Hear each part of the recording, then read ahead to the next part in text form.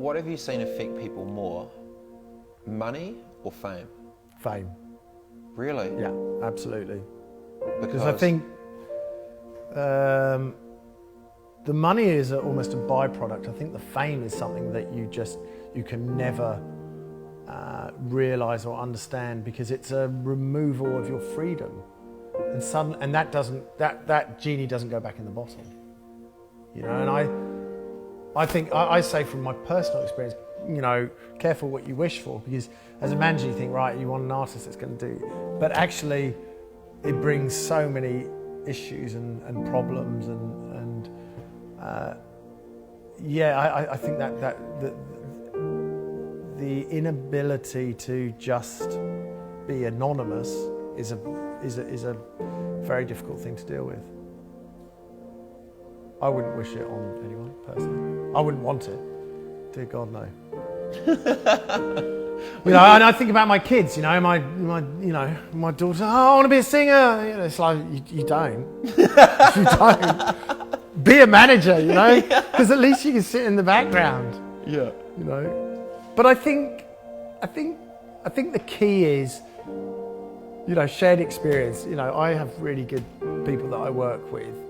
And I remember talking to my partner who's in New York and in the business, and I was having a bitch and a moan or something, or a meltdown about something, and he went, dude, no one will ever know what we went through.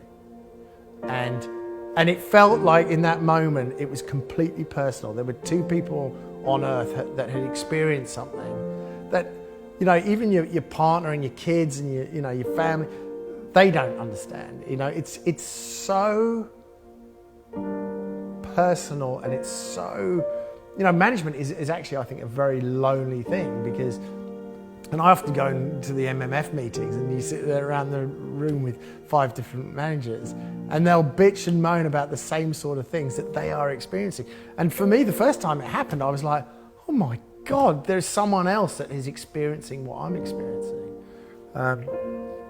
But if you're an artist, it's even worse, because it's in the public eye. You know, terrifying. And the thing is, you know, being a star in New Zealand doesn't touch society until you go to LA or New York or London. And you've got people running down the street after you.